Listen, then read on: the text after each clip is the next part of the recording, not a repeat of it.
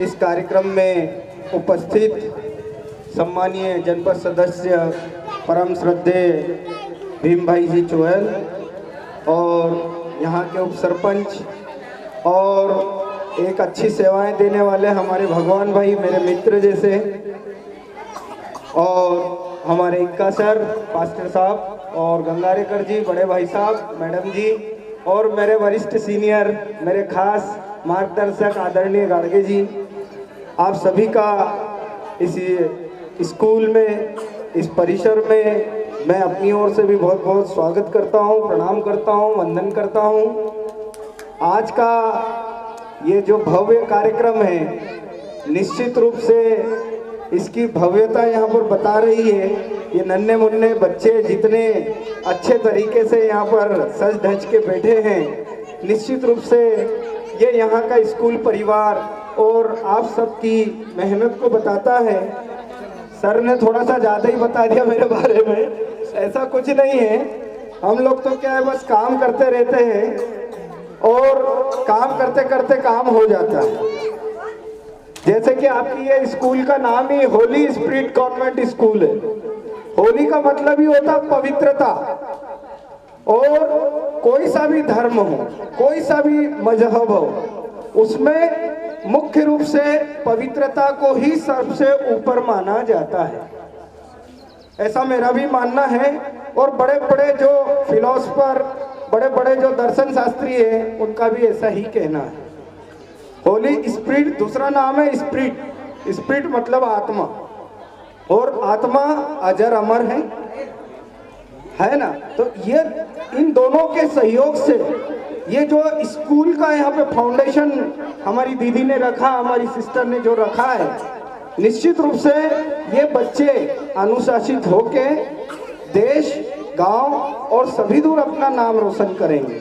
ऐसी आशा और उम्मीद के साथ ये लोग अपनी यहाँ पर सेवाएं देते हैं, और इनकी ऐसी प्रबल इच्छा है कि ये नन्हे मुन्ने बच्चे अपने भविष्य में एक सभ्य नागरिक बने, जो कि हर धर्म, हर समाज, हर गांव का, हर शहर का, हर माता पिता का एक सपना होता है कि उसका बच्चा एक सभ्य व्यक्ति बने। कोई भी पेरेंट्स, कोई भी माता पिता अपने बच्चे को किसी गलत डायरेक्शन में जाने के लिए गाइड नहीं करेगा।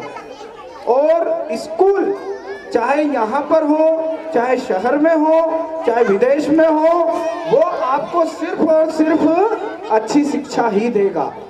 इसलिए स्कूल कहाँ चल रहा है, कैसे चल रहा है, कौन चला रहा है, ये महत्व नहीं है हमारे लिए। हमारे लिए ये महत्व है कि हमारा बच्चा सीख के आ रहा है। सबसे बड़ी बात ये है।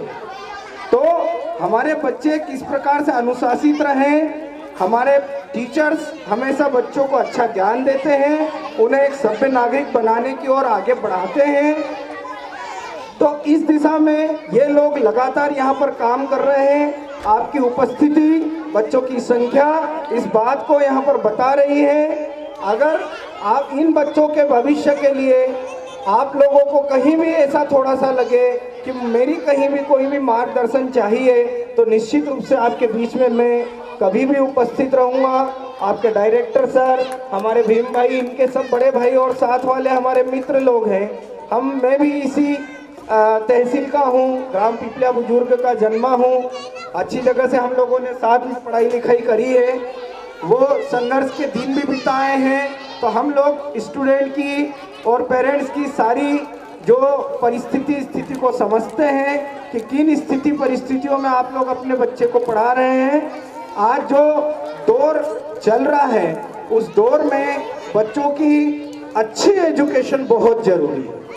अगर अच्छी एजुकेशन का मतलब कि जो वो अगर वो पढ़ रहा है और इस देश के लिए कुछ काम कर रहा है, अच्छा नागरिक बन रहा है, और उसकी पढ़ाई उसके लिए काम में रहे, तो हमारे बच्चों को आप पूरी नैतिक शिक्षा भी दें। खासकर हमारे नन्हे मुन्ने जो लड़के हैं, लड़कियों को तो हम बहुत पाबंदियों में रखते हैं, शुरुआत से ही उन पे बहुत ध्यान देते हैं, लेकिन बच्चों को हम आज़ाद छोड़ देते हैं। तो उन बच्चों पर भी थोड़ा सा हमको होल्ड करने की ज़रूरत है। उनको अच्छे बुरे से परिचित कराने की आवश्यकता है, उनको अच्छी संगति में लाने के लिए आवश्यकता है। ये सब कौन करेगा? पेरेंट्स करेंगे। स्कूल में तो उसको पढ़ाई लिखाई सिखाई जाएगी, लेकिन हमारे घर का जो वातावरण है, आचरण है, आचार विचार व्यवहार अनुशासन है, ये लोग आप लोग उसको घर पे सिखाएंगे। और जहाँ पर बच्चा अगर कहीं दाएं बाएं जा रहा है तो आप स्कूल में यहाँ पे जो अच्छे टीचर्स हैं, जो हमारे प्रिंसिपल सर हैं, प्रिंसिपल मैम हैं, इनको बताएंगे तो ये भी उस बच्चे की काउंसलिंग करेंगे, उसको समझाएंगे कि नहीं बेटा ऐसा नहीं, ये गलत है और ये सही है। इसलिए बच्चों से आप बहुत अच्छा व्यवहार करें, बहुत फ्रेंकली वातावरण में काम करें।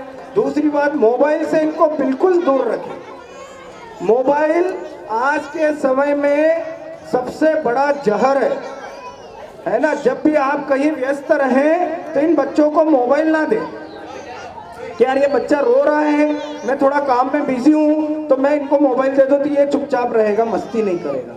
लेकिन वो उसको आदत पड़ रही है और वो उसके पूरे मानसिक विकास को खत्म कर रहा है ना। मोबाइल का यूज़ करना है, इंटरनेट का यूज़ करना है तो पढ़ाई के लिए करें, वो कंटेंट रखें। बड़ी बड़ी कोचिंग, बड़े बड़े संस्थान सिर्फ उसमें 2 या 3 चीज़ें डालते हैं पढ़ाई से रिलेटेड, इसके अलावा पूरे लैपटॉप कंप्यूटर मोबाइल में कुछ भी नहीं होता। तो बच्चों को स्ट्रिक्टली आप मना करें कि नहीं मोबाइल बिल्कुल नहीं मिलेगा। तो इस चीज़ के लिए आपको सबको आगे आना पड़ेगा, क्योंकि कई बार आप लोग है ना, बच्चा जब जिद करता है तो आप लोग आगे आ जाते हैं।